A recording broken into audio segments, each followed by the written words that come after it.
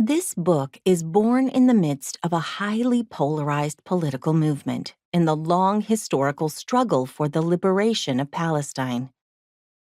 The winds of sympathy for the Palestinian people blow among the peoples of the world, and a solidarity movement, with boycott, divestment, and sanctions as the key components, blossoms.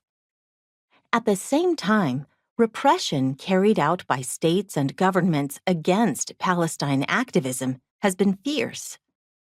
In Palestine, the situation is dire, with the expansion of settlements, possible annexation in the West Bank, and the unlivable conditions of the open-air prison of Gaza.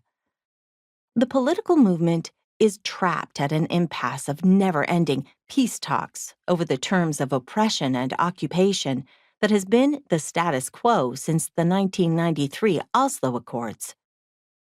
Donald Trump's so-called deal of the century, which amounts to official adoption of apartheid, is the grim culmination of this process.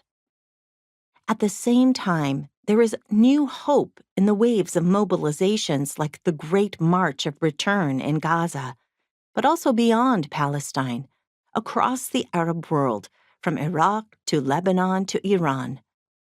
All of this is situated in a Middle East and North Africa region that continues to erupt in revolts and uprisings against unjust economic conditions and undemocratic governments. These are local and regional expressions of a global economic and climate crisis that has produced a worldwide refugee crisis of staggering proportions, a rise internationally of far-right forces and governments, and looming military tension between the major world powers. The future of Palestine is woven into this fabric of despair and resistance.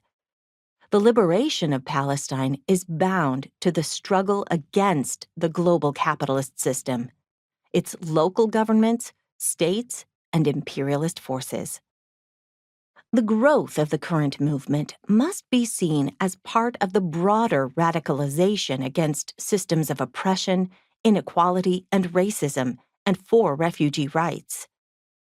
This process can in some ways be traced to 2008, when a deep crisis gripped the global capitalist system. The shock of the first major global economic crisis of the neoliberal period tore down the curtain of illusory progress to reveal how far-reaching and ugly are the structures of global capitalism.